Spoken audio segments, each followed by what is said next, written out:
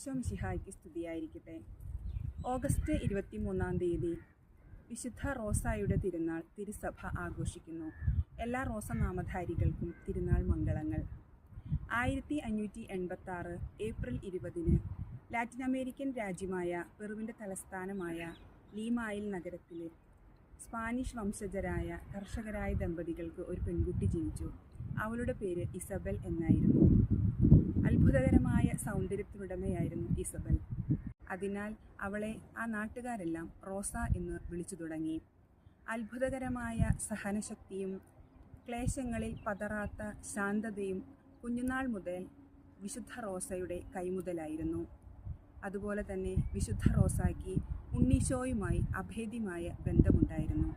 അവൾ ഉണ്ണീശോയുമായി ഒരുപാട് നേരം സംസാരിക്കുകയും മറ്റുള്ളവർക്ക് വേണ്ടി ഉണ്ണീശോയുടെ രൂപം വെച്ച് പ്രാർത്ഥിക്കുകയും ചെയ്യുമായിരുന്നു. ചെറുപ്പകാലത്ത് വിശുദ്ധ റോസായ്ക്ക് വിദ്യാഭ്യാസം നിഷേധിക്കപ്പെട്ടിരുന്നു.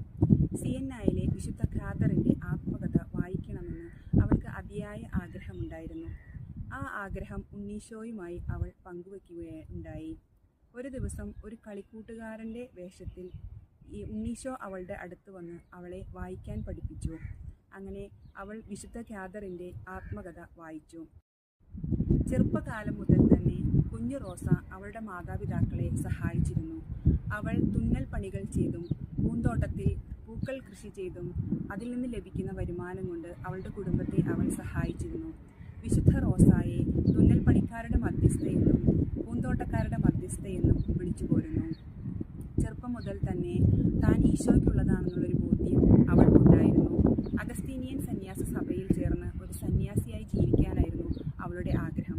എന്നാൽ ദൈവഹിതം ആരാഞ്ഞപ്പോൾ വിശുദ്ധ ഖാദറിനെ പോലെ സന്യാസിയായി സ്വഭവനത്തിൽ തന്നെ ജീവിക്കാനാണ് അവൾക്ക് പ്രേരണ ലഭിച്ചത്. അതിനാൽ ഡൊമിനിക്കൻ 3-ാം സഭയിൽ നിന്നും സന്യാസ വസ്ത്രം സ്വീകരിച്ച് സ്വമാതാപിതാക്കളുടെ കൂടെ അവൾ ഒരു സന്യാസിയായി സ്വഭവനത്തിൽ തന്നെ ജീവിച്ചു. ജീവിതത്തിൻ്റെ ഭൂരിഭാഗവും ഏറെ നേരം പ്രാർത്ഥനകളിലും പരിത്യാഗ പ്രവൃത്തികളിലും മറ്റുള്ളവരെ സഹായിക്കുന്നതിലും വിശുദ്ധ റോസ ഉത്സാഹം കാണിച്ചിരുന്നു. യൗവനകാലത്ത് റോസ പുണ്യവതി അതീവ സുന്ദരിയായിരുന്നു. അവളുടെ സൗന്ദര്യം എല്ലാവരെയും ആകർഷിച്ചിരുന്നു. അതിനാൽ തൻ്റെ സൗന്ദര്യം മറ്റുള്ളവർക്ക് പാപകാരണമാകാതിരിക്കാൻ വേണ്ടി അവൾ സ്വന്തം ശരീരത്തിൽ മുറിവുകളാക്കുകയും മുഖം വിരൂപമാക്കുകയും ചെയ്തിരുന്നു. രാത്രിയുടെ നീണ്ട യാമങ്ങളിൽ വിശുദ്ധ റോസ മണലിൽ മുട്ടുകുത്തി നിന്ന് അരയിൽ മുള്ളരഞ്ഞാണവും തലയിൽ മുൾക്കിരീടവും ചാർത്തി ആ പ്രദേശത്തിനു വേണ്ടി മാധ്യസ്ഥം വഹിച്ച് പ്രാർത്ഥിക്കുമായിരുന്നു. അവളുടെ പ്രാർത്ഥനയാൽ ലീമ നഗരം ഒരു പ്രാവശ്യം ഡച്ചുകാരുടെ ഭീഷണിയിൽ നിന്നും രക്ഷപ്പെടുകയുണ്ടായി.